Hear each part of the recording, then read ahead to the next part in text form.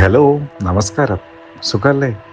നിങ്ങൾ അറിഞ്ഞോ, ഇന്ത്യയിലെ ഇന്നത്തെ യൂത്ത് ഫേസ് ചെയ്യുന്ന തൊഴിലില്ലായ്മയും ഫ്രസ്ട്രേഷനും ഒടുവിൽ ഒരു പുതിയ രൂപത്തിൽ പുറത്തു വന്നിരിക്കുകയാണ്. അതിൻ്റെ പേരാണ് കോക്രോച്ച് ജനതാ പാർട്ടി അഥവാ CJP.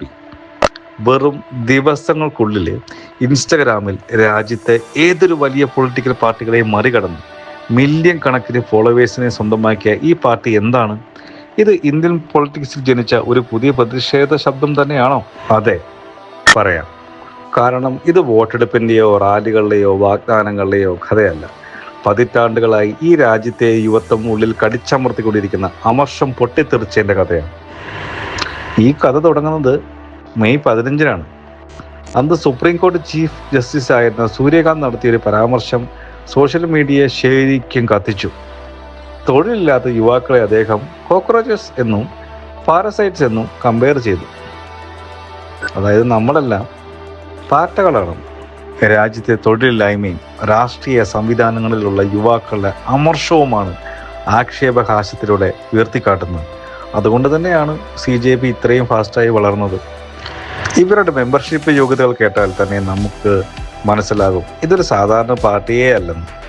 തൊഴിലില്ലാത്തവരായിരിക്കണം, അലസരായിരിക്കണം, ദിവസവും 11 മണിക്കൂറെങ്കിലും സോഷ്യൽ മീഡിയയിൽ സ്പെൻഡ് ചെയ്യണം, പ്രൊഫഷണലായി എന്തിനേയും വിമർശിക്കാൻ അറിയണം, ചിരിക്കാൻ വരട്ടെ. ഈ പരിഹാസത്തിന് പിന്നിൽ ഒരു വലിയ യാഥാർത്ഥ്യമുണ്ട്. ഇന്ത്യയിലെ ബിരുദധാരികളുടെ തൊഴിലില്ലായ്മ നിരക്ക് ഇന്ന് ഏകദേശം 29%. അതാണ് ഈ തലമുറ പറയുന്നത്. അധികാരത്തിലുള്ളവർ നമ്മളെ പാറ്റകളായി കാണുന്നുവെങ്കിൽ ആ പാറ്റകൾക്ക് ഒത്തുചേരാൻ ഒരു വേദിയെങ്കിലും ഉണ്ടാവണ്ടേ?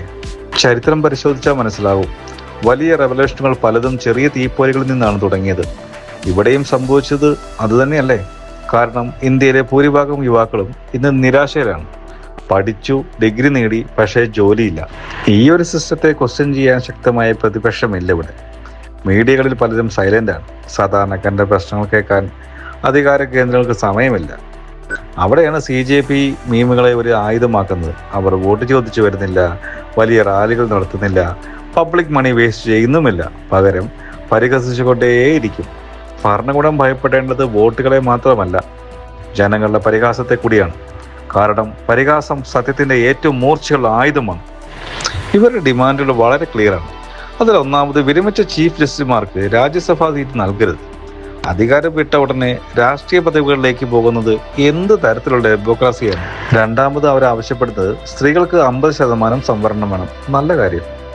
അടുത്തത്, കോപ്പറേറ്റീവ് മീഡിയകളുടെ പക്ഷാപരമായ ലൈസൻസുകൾ റദ്ദ് ചെയ്യുക. സത്യം പറയാൻ മടിക്കുന്ന അധികാരത്തിന്റെ വക്താക്കളായി മാത്രം മാറുന്ന മാധ്യമ സംവിധാനത്തിന് എതിരെയുള്ള വെല്ലുവിളിയും കൂടിയാണിത്. നമ്മൾ ഓർക്കണം, ഇതൊരു ഔദ്യോഗിക രാഷ്ട്രീയ പാർട്ടിയല്ല, ഇലക്ഷൻ കമ്മീഷനിൽ രജിസ്റ്റർ ചെയ്തിട്ടില്ല. എന്നാൽ ഡിജിറ്റൽ യുഗത്തിലെ പ്രതിഷേധത്തിന്റെ ഒരു പുതിയ മോഡലായി ഇത് മാറിക്കൊണ്ടിരിക്കുക. വരുന്ന ദിവസങ്ങളിൽ ബീഹാറിലെ ഉപതെരഞ്ഞെടുപ്പിൽ മത്സരിക്കുമോ എന്ന ചർച്ചകൾ വരെ സോഷ്യൽ മീഡിയയിൽ വരുന്നുണ്ട്.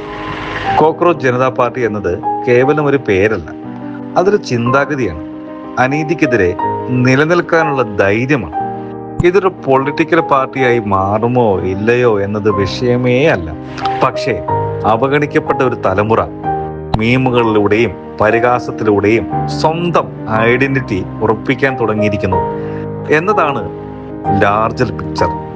ഓർക്കുക, അധികാരത്തിലുള്ളവർ ജനങ്ങളെ ഭയക്കുന്നില്ലെങ്കിൽ അവിടെ യഥാർത്ഥ ജനാധിപത്യമില്ല.